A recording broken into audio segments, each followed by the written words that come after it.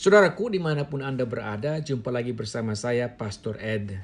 Kita semua berhadapan dengan masalah, apalagi dalam situasi seperti ini.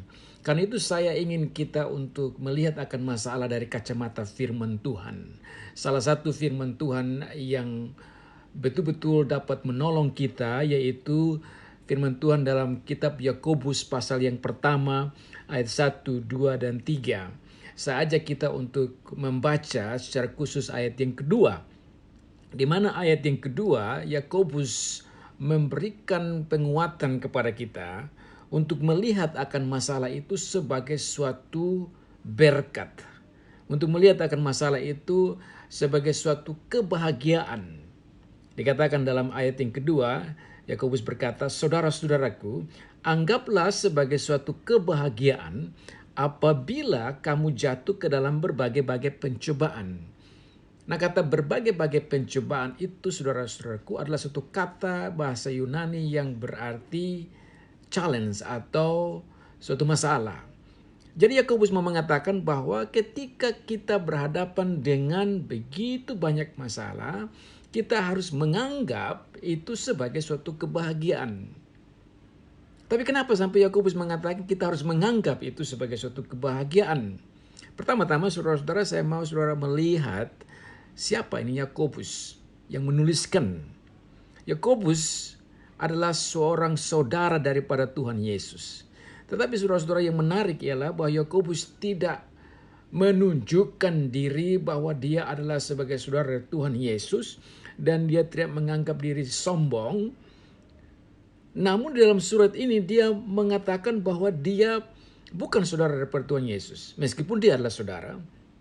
Lihat ayat yang pertama, Yakobus mengatakan, "Salam dari Yakobus, hamba Allah dan Tuhan Yesus Kristus."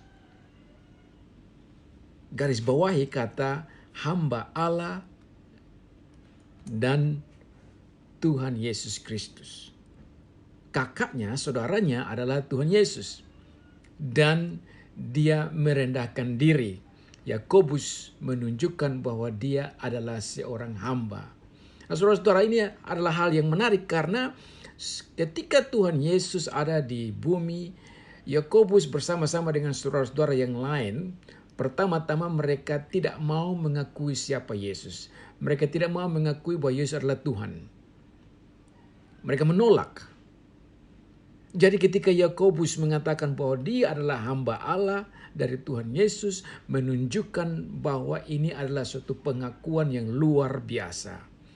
Nah, kalau kita sudah mengerti ini, maka kita bisa dapat memahami bahwa apa yang dituliskan oleh Yakobus ini betul-betul datang dari Tuhan dengan perantaraan rohnya. Roh menginstruksikan kepada Yakobus untuk menuliskan ini kepada ke-12 suku di perantauan, yaitu orang-orang Yahudi di perantauan, dan juga kepada kita, saudara pendengar dimanapun Anda berada, Anda yang duduk di rumah atau yang mendengar ini di sawah dan lain-lain, saudara harus melihat bahwa masalah yang Anda hadapi harus dilihat sebagai suatu kebahagiaan.